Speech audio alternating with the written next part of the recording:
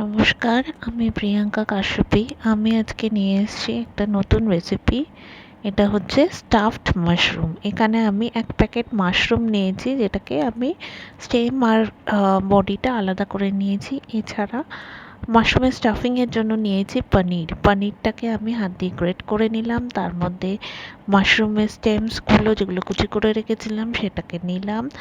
আমি মাশরুমটা অলরেডি বাটারে একটু সটে করে রেখেছি। এবার কড়াইতে আমি সাদা তেল দিলাম, তার মধ্যে পনির আর মাশরুমটা দিয়ে দিলাম, ধনেপাতা অ্যাড করলাম, কিছু ড্রাই ফ্রুটস কুচি করে রেখেছিলাম, আর এর মধ্যে দিলাম মিক্সড হার্বস দিয়ে এবার আমি ভালো করে কষিয়ে নিয়ে এটা নামিয়ে নিলাম।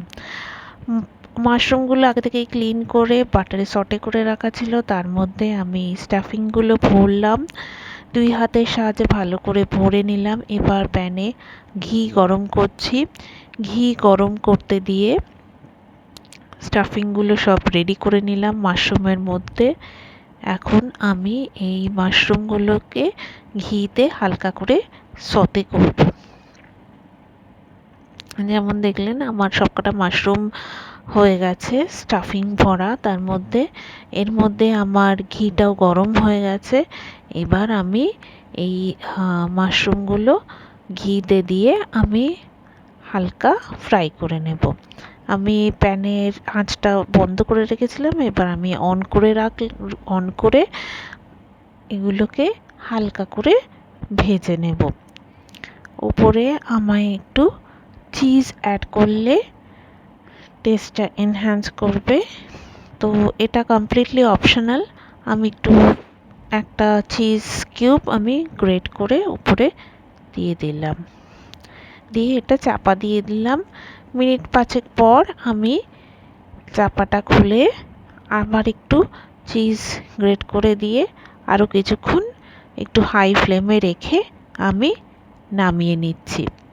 আমি আলাদা একটা পাত্রে মাশরুমগুলোকে নামিয়ে নিলাম। আবার কড়াইটা আমি ফ্লেম অন করে আবার বসিয়ে দেব। এর মধ্যে সামান্য সাদা তেল ব্রাশ করে দেব, একটু ঘি দেব, দিয়ে প্যানটা গরম হলে এর মধ্যে গোটা গরম মশলা দিয়ে দেব। এর মধ্যে এবার আমি সামান্য রসুন বাটা দিলাম। এর মধ্যে দিচ্ছি কাজু, পোস্ত, চারমগজ একসাথে বাটা। সেই বাটাটা দিয়ে ভালো করে কষিয়ে নেব। একটু জল অ্যাড করলাম যাতে বেশি ড্রাই হয়ে লেগে না যায়। এর মধ্যে নুন মিষ্টি স্বাদ অনুযায়ী অ্যাড করলাম। একটু গুঁড়ো লঙ্কা দিলাম, যে যেরকম ঝাল খাবেন সেই অনুযায়ী অ্যাড করতে পারেন। এর মধ্যে ধনেপাতা পুদিনা পাতা একটু অ্যাড করলাম। এরপরে আমি একটা বাটিতে ফ্রেশ ক্রিম আর টক দই একসাথে নিয়ে ভালো করে ফেটিয়ে নিলাম, নিয়ে এটা দিয়ে দিলাম। এই সময় আঁচটাকে কম রাখতে হবে।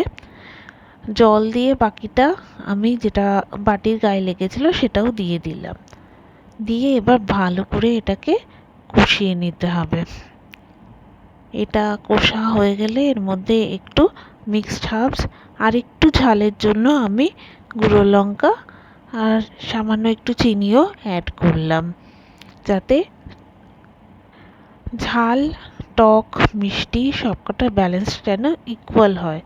এবার আমি স্টাফড মাশরুমগুলো একটা আলাদা প্লেটে সাজিয়ে নিচ্ছি এবং উপর দিয়ে গ্রেভিটা দিয়ে দিলাম। এবার আমার ডিশটা একদমই রেডি। এবার এটাকে গার্নিশ করার পালা। আমি এটার উপর ধনেপাতা কুচি আর কিছু ড্রাই ফ্রুটস দিয়ে ভালো করে গার্নিশ করে এবার আমি এটাকে পরিবেশন করব।